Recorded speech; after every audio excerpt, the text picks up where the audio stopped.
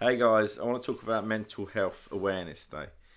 It's World Mental Health Day tomorrow, which is Thursday, the 10th of October. I'm recording this video the night before. I want to talk to you about it. 2 points. One is about raising awareness. The whole point of this day is about raising awareness, and we've done some fantastic work in this country and worldwide about raising the stigma, trying to remove the stigma of mental health, and we've come on leaps and bounds. It's amazing, but I still think it's hard to go in to your boss and say, I'm struggling, it's too stressful, I'm struggling with some mental health issues, I can't do this, I can't do that, because naturally you'll feel weak in doing that. And I think that stigma's got to go. If you had a broken leg, you would go in and say you've got a broken leg. If you had a bad back, you'd say you've got a bad back. If you've got a bad head, if you've got some mental health issues, you just got to go and say that. And I know that that's hard, but the more we raise this stigma, this awareness, the more we'll be able to do that. The second thing I wanted to mention was I was talking about mental health or mental fitness, for the want of a better word. And I want to compare it to physical fitness, because if you're in a really bad state mentally, you're lethargic and you're full of brain fog and you've got lots of stress going around in your head and you've got no clarity, and you're struggling to make decisions, you're struggling with your emotions, you're struggling with all these things, and your equivalent on the physical side is someone who's very unfit, bit of a couch potato, maybe couldn't get up and run anywhere, prone to injury, not much energy, unable to do any sort of long distance or run or any sort of regular exercise because of the physical condition they're in. So on this side you've got someone who's physically unfit, and on this side you've got someone who's mentally unfit. Now, this physically unfit person, if they want to go and, for instance, run a half marathon, or they want to do some sort of some sporting event, they would probably go to the gym or go and get a physical trainer, a fitness coach. They would probably go to some classes. They would do regular and gradually regular exercise, and gradually they would just get better and better and fitter and fitter.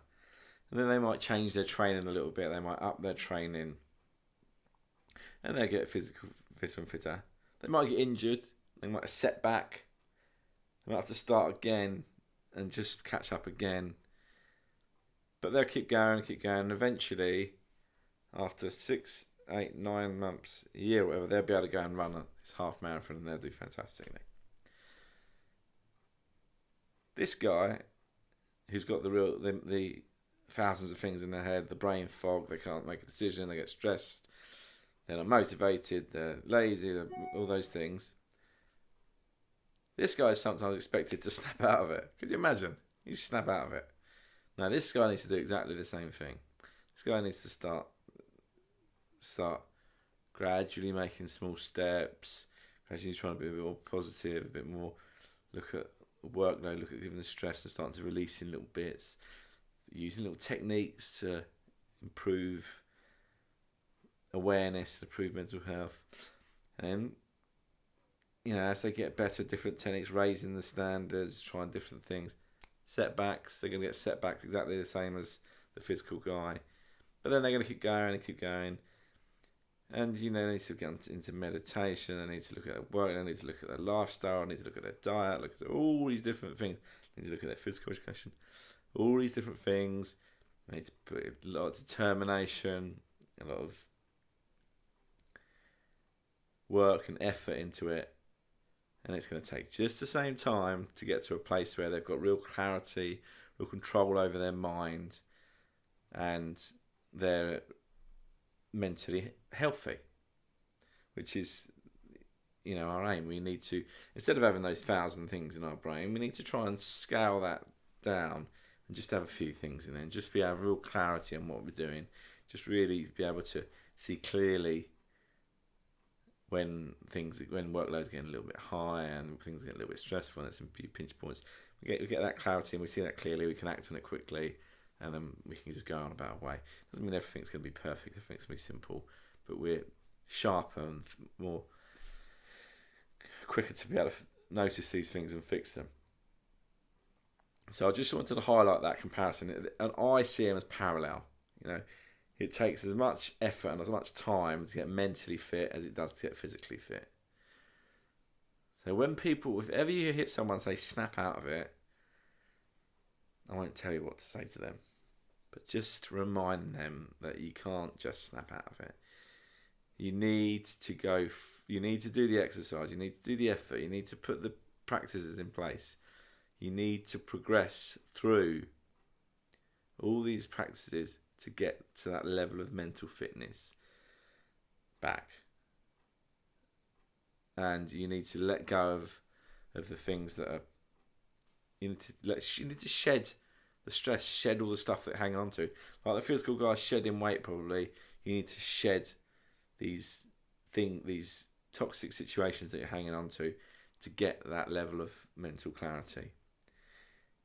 The good news, like the guy that's lazy and likes unfit, and the guy that's physically unfit, the good news is he can train and he can get to where he needs to be. And it's the same with the mental health. There's a lot we can do just to make them improvements, just to get to the place where we need to be. There's so many fantastic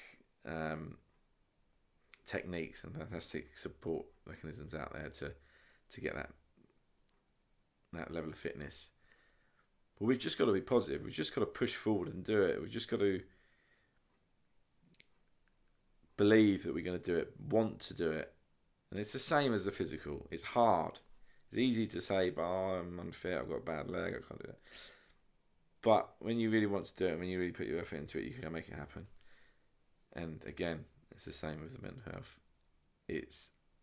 I know sometimes it's crippling. I know sometimes you feel like there's nothing you can do. But it's just about finding that space, releasing some of that pressure, finding that awareness, just starting on that journey with small steps to get to a place where you've got that mental clarity. And it's just about going to classes, getting a coach, practicing all the things that the physical fitness guy does. You have to do to get your mental fitness. Anyway, I just wanted to just bring that video to you, just to talk about that in that light, because sometimes it's good to see a different angle on things. So just to reiterate, please keep talking about mental health, keep raising it, feel completely comfortable with raising it with your family, with your friends, with your bosses. It's no different to an injured part of your body, another injured part of your body. Just, we should be completely comfortable with raising these issues, because the opposite isn't worth thinking about. The opposite is the problem we're in. The opposite, not raising it, not dealing with it, not saying what we need, what we feel, that causes real depression, real anxiety. That causes some terrible things happening. That's where our mental health really, really breaks down and can be catastrophic. So put a smile on your face each day, make little progress steps, and get healthy, because you can do it. It's definitely achievable. Take care.